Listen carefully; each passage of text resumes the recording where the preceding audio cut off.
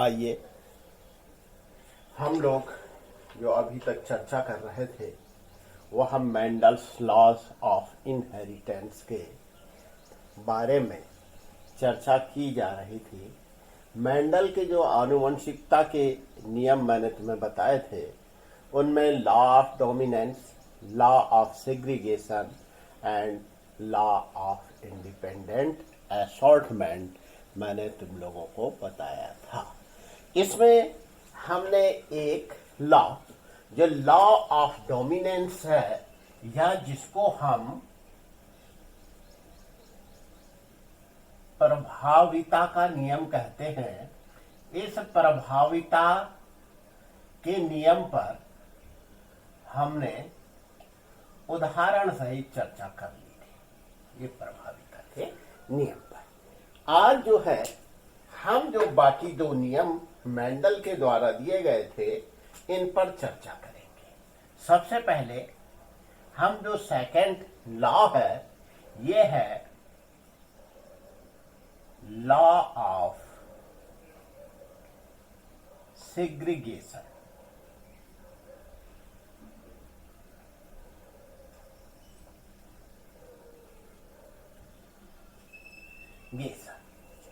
या यह जो है पृथक्करण का नियम कहलाता है। पृथक्करण या विसंयोजन भी इसके लिए कहा जाता है का नियम। नाम से ही स्पष्ट हो रहा है, पृथक्करण यानी पृथक हो जाना। किसका पृथक हो जाना? जो हम लोग यहां पर संकरण की क्रिया में जनकों को लेते हैं उनके जो शुद्ध लक्षण होते हैं उन शुद्ध लक्षणों का F2 पीढ़ी में जाकर के अलग हो जाना वह पृथक्करण है, यानी वे अलग अलग हो जाते हैं। मेंडल के इस नियम के अनुसार यदि जब हम किसी एलील को लेते हैं, कोई होमोजाइगस एलील हमारे पास है जिसके कि जो दो जीन है होमोजाइगस होगा तो दोनों जीन आपस में समान होंगे। और अगर हमारे पास यहाँ पर ये कॉन्ट्रास्ट है, यानी कि एक सपोज करो शुद्ध लंबा है और दूसरा शुद्ध बौना है, जैसा कि मैंने प्रभाविता के नियम में तुमको बताया था, तो जो F1 पीढ़ी है यानी फर्स्ट फीलियल जनरेशन इसके लिए कहा जाता है F1 पीढ़ी। तो फर्स्ट फीलियल जनरेशन में क्या होगा? जो प्रभावी लक्षण है वे लक्षण दृष्टिगोचर होंगे। लेकिन अगर हम ये जो फर्स्ट फीलियल जनरेशन है F1 है इसी में स्वनिषेचन की प्रक्रिया करा देते हैं तो जो द्वितीय पीढ़ी या सेकंड फीलियल जनरेशन हमको मिलती है उस जनरेशन में हम लोगों को जो मूल लक्षण होते हैं किसके? जो जनकों के, जो हमने प्रथम में लिए थे, फर्स्ट जो क्या थे पेरेंट्स थे, वो पेरेंट्स जो हमने लिए थे उनमें जो लक्षण थे वे लक्षण द्वितीय पीढ़ी में जाकर के पृथक हो जाते हैं। यह लॉ ऑफ सेग्रीगेशन है या पृथक्करण का नियम होता है। देखो, इससे जानने से पहले मैं तुम लोगों को बता देता हूं, जब मैं यहाँ पर तुम लोगों को लक्षण बताता हूं और उस समय जब हम लोग एलील की बात करते हैं तो देखो मैंने तुम्हें पहले भी बताया था जो मेंडल था वह मेंडल किसके बारे में नहीं जानता था? जीन के बारे में नहीं जानता था।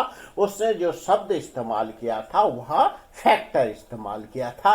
मैं जब यहाँ पर कैरेक्टर्स दिखाता हूँ, सपोज करो मैं शुद्ध लंबे को जो है कैपिटल टी से दिखा रहा हूँ, वह फैक्टर है या जीन है, या एलील के जो एलिलोमॉर्फिक पेयर है वह पेयर है, या क्योंकि ये जो होमोजाइगस जीन है, ये होमोजाइगस क्रोमोसोम्स के होमोजाइगस पोजीशन पर स्थित होते हैं। इसलिए कभी कभी हम लोग क्या करते हैं, या बहुत से बार तुम देखोगे कि क्रोमोसोम कह दिया जाएगा कि कैपिटल टी और कैपिटल टी ये क्रोमोसोम पाएंगे। कभी कभी जो है हम लोग क्या कह देते हैं, जीन कह देते हैं, तो उसमें कंफ्यूज होने वाली बात नहीं है। अगर फैक्टर कहा जाता है तो वही बात है, जीन कहा जाता है वही बात है, और इवन अगर क्रोमोसोम भी हम कह देते हैं तो वो सेम चीज को, एक ही चीज को प्रदर्शित कर रहा होता है। आइए अब मैं इसके उदाहरण को, लॉ ऑफ सेग्रीगेशन का जो उदाहरण है, इस उदाहरण के द्वारा तुम लोगों को बताता हूं। सपोज करो हमारे पास ये पेरेंट है, जिसको हम लोग प्रथम पीढ़ी में जो पेरेंट लिया, इसे मैं किसके द्वारा दिखा रहा हूं, P1 के द्वारा दिखा रहा हूं। ये पेरेंट हमने जो लिया, ये कैसा था, प्योर टॉल। ठीक है, सपोज करिए इसे हमने मेल रूप में लिया, और इसका क्रॉस जो है हम किससे करवा रहे हैं, प्योर ड्वार्फ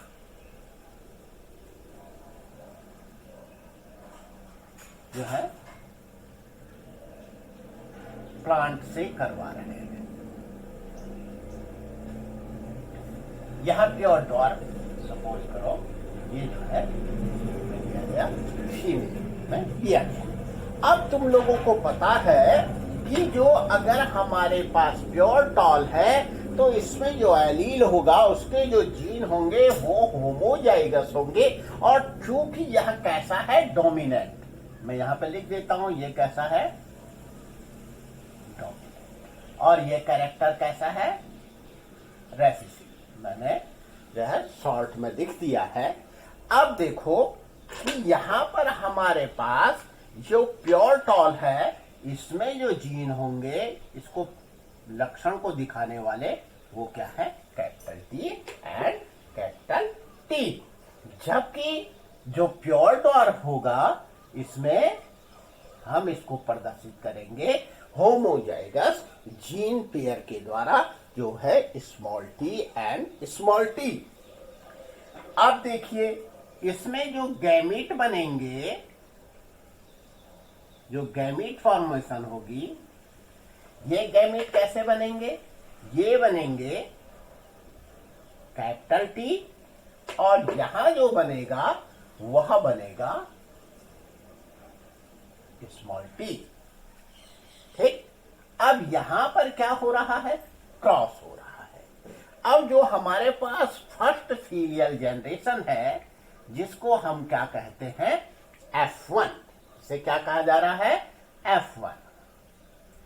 यहां पर तुम लोग जानते हो कि जो हम लोगों को ये संतान प्राप्त होगी, उसमें जो कैरेक्टर्स होंगे, उसका जो एलिलोमॉर्फिक पेयर है, उसके जीन क्या होंगे, capital T and small T. और अगर हम इसको क्या देखेंगे, फिनोटाइप देखेंगे, तो ये क्या है, ये टॉल है। कैसा है, टॉल, फिनोटाइप में।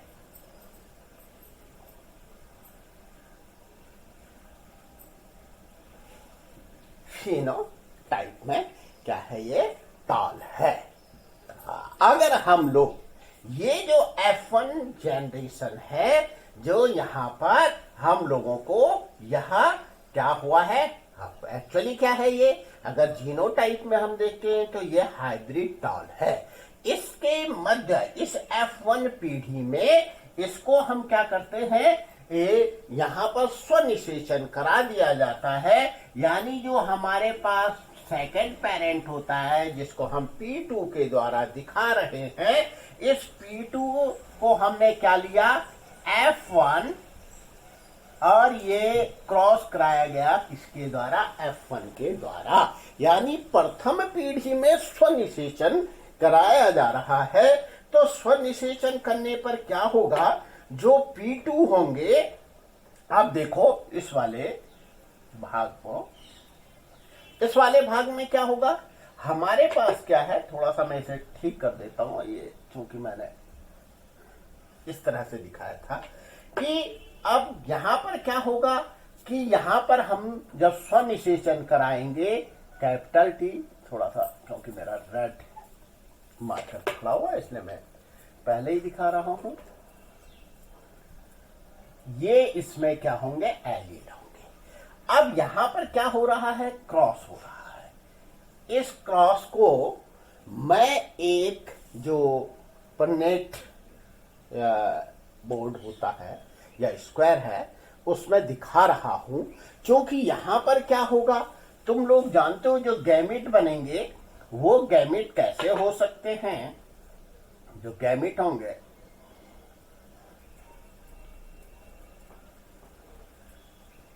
ये क्या हो सकते हैं, जब अलग अलग होंगे, आधा जो है क्या हो जाएगा, नंबर ऑफ क्रोमोसोम हो जाएगा, ये टी भी हो सकता है और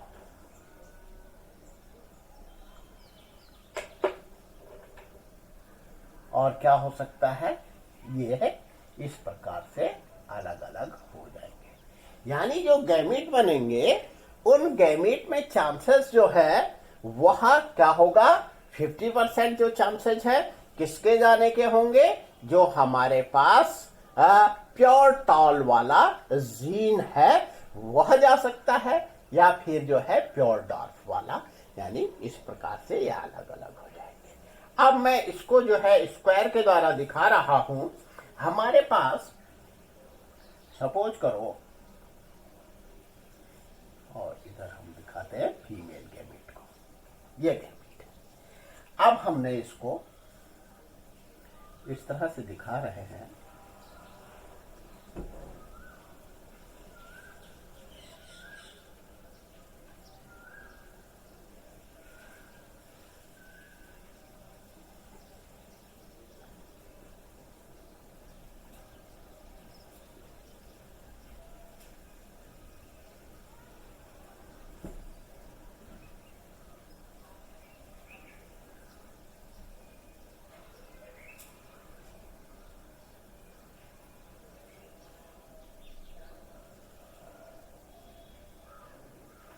देखो क्या हो सकता है, क्योंकि चाहे वह मेल हो, अगर हम इसे मेल मान लेते हैं कि ये मेल है और ये फीमेल, तो दोनों में ही दोनों प्रकार के क्या हो सकते हैं, गैमेट बन सकते हैं।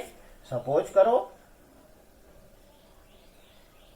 ये मेल में और ये किसमें है, फीमेल में, और इधर ये जो है क्या हो सकता है, डॉल्फिन का कैरेक्टर लिए हुए जो क्या होता है, जीन है, वह भी गैमेट में हो सकता है। अब क्रॉस होगा तो क्रॉस में जो हम लोगों की संभावनाएं बनती हैं, उन संभावनाओं के द्वारा क्या होगा कि यह जो है, ये दोनों गैमेट भी फ्यूज हो सकते हैं, ठीक, या फिर इस कैपिटल टी के साथ जो है कौन सा गैमेट फ्यूज हो सकता है, यह स्मॉल टी इस तरह से आ सकता है। जो जाइगोट की फॉर्मेशन होगी उसमें जो जीन आएंगे, तो ये वाला कैपिटल टी के लक्षण वाला और ये स्मॉल टी यानी डॉल्फिन के लक्षण वाला जो है क्या हो सकता है, जीन फ्यूज हो सकता है। नेक्स्ट प्रोबेबिलिटी क्या है कि ये जो मेल गैमेट है कैपिटल टी, इसके साथ यह फीमेल गैमेट फ्यूज हो जाए, या फिर क्या हो सकता है, ये दोनों के दोनों यहां से थोड़ा सा ये दोनों फ्यूज हो जाए। अब तुम लोग देख रहे होंगे इसके अनुसार जो हम लोगों को रिजल्ट मिल रहा है, तो इस रिजल्ट में हम देखेंगे ये कैसा है। अगर हम लोग फिनोटाइप इसका देखते हैं, ये टॉल होगा। ये कैसा है, फिनोटिपिकली टॉल होगा।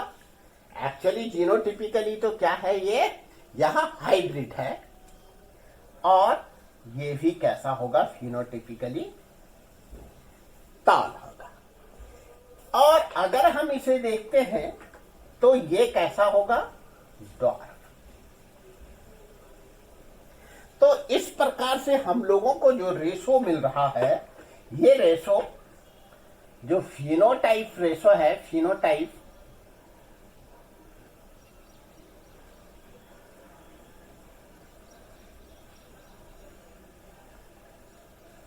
इसमें क्या मिले, 1, 2 एंड 3। 3 हम लोगों को कैसे मिले, ऐसे भी जो जर्मिनेट करेंगे तो उनसे हम लोगों को टॉल प्लांट प्राप्त होंगे। और एक जो है वह हम लोगों को कैसा मिलेगा, ड्वार्फ। यानी फिनोटाइप में अगर हम रेशो देखेंगे, ये है 3:1। और अगर हम इसको जीनोटाइप में देखते हैं, जीनोटाइप में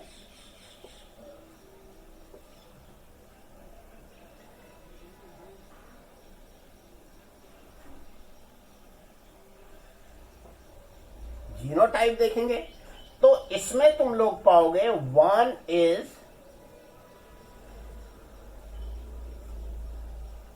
प्योर,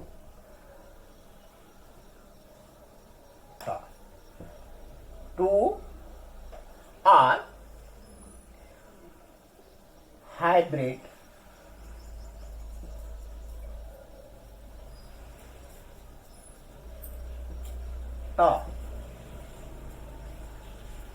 and 1 pure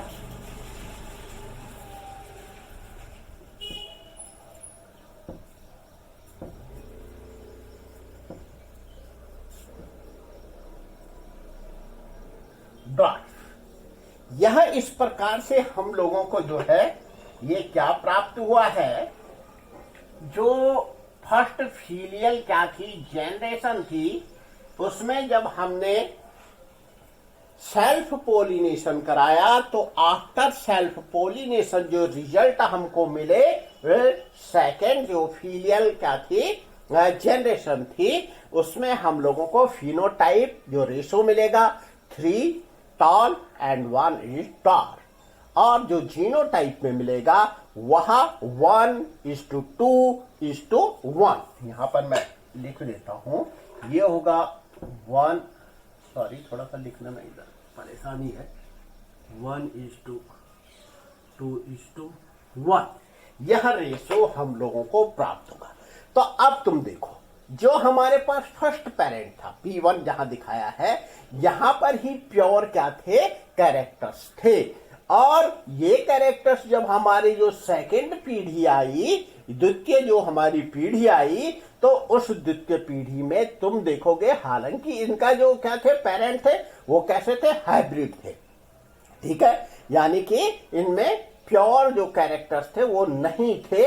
लेकिन जब यह द्वितीय पीढ़ी आई तो ये जो प्योर कैरेक्टर्स थे यह क्या हो गए, सिग्रीगेट हो गए, पृथक हो गए, अलग अलग हो गए। इस प्रकार से हम जो है इस लॉ ऑफ सिग्रीगेशन को समझ सकते हैं कि जब हम प्रथम पीढ़ी में प्राप्त जो हेटेरोजाइगस एलील्स होते हैं उसमें सेल्फ पॉलिनेशन के द्वारा F2 या सेकंड फीलियल जनरेशन को प्राप्त करते हैं, तो हमारे पास जो इनके ओरिजिनल कैरेक्टर्स होते हैं, जो प्योर कैरेक्टर्स होते हैं, वह जो है वह सिग्रीगेट हो जाते हैं, अलग अलग हो जाते हैं। यह मेंडल का पृथक्करण का नियम है।